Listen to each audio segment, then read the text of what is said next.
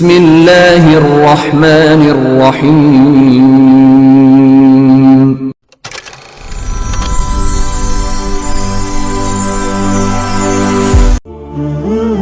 سیدنا ابو ذر رضی اللہ عنہ سے مروی ہے کہ رسول اللہ صلی اللہ علیہ وسلم نے فرمایا، اللہ تعالیٰ فرماتے ہیں، اے میرے بندو، تم سارے گناہگار ہو مگر جس کو میں عافیت دے دوں، لہٰذا مجھ سے بخشش طلب کیا کرو، میں تمہیں معاف کر دیا کروں گا۔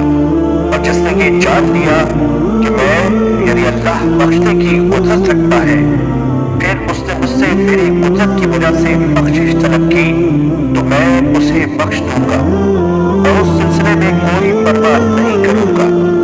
تم سارے گمراہ ہو مگر جس کو میں ہدایت دے دوں، بس مجھ سے ہدایت طلب کرو، میں تم کو ہدایت دوں گا۔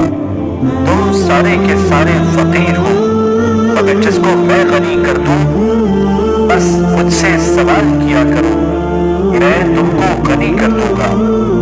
یاد رکھو کہ اگر تمہارے پہلے اور پچھلے انسان اور جن، چھوٹے اور بڑے، مذکر اور مؤنث، زندہ اور مردہ اور تر اور خشک، میرے بندوں میں سے بدبخت ترین بندے کے دل کی مانند ہو جائے تو میری بادشاہت میں سے تو مچھر کے پر کے برابر بھی کمی نہیں آئے گی۔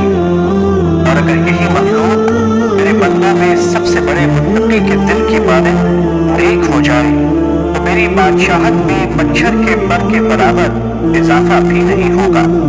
اور اگر تمہارے پہلے اور پچھلے انسان اور جن، چھوٹے اور بڑے، مذکر اور مؤنث، زندہ اور مردہ اور تر و خشک جمع ہو جائے اور ہر سائل مجھ سے سوال کرے جہاں تک اس کی خواہش کا تقاضا ہو، اور میں سائل کو اس کے مطالبے کے مطابق دے دوں تو اس سے مجھ پہ کوئی کمی واقع نہیں ہوگی۔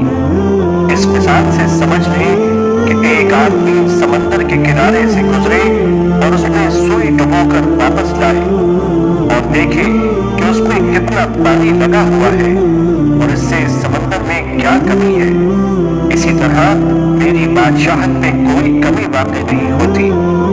اس کی وجہ یہ ہے کہ میں انتہائی سخی ہوں، بزرگی والا ہوں، بے نیاز ہوں، میرا دینا کلام ہے، میرا عذاب کلام ہے۔ ایک روایت میں ہے، میری عطا میرا کلام ہے، میری سزا میرا کلام ہے۔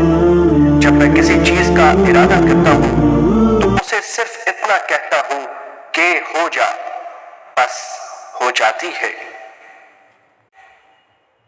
حدیث نمبر 16، مسند احمد۔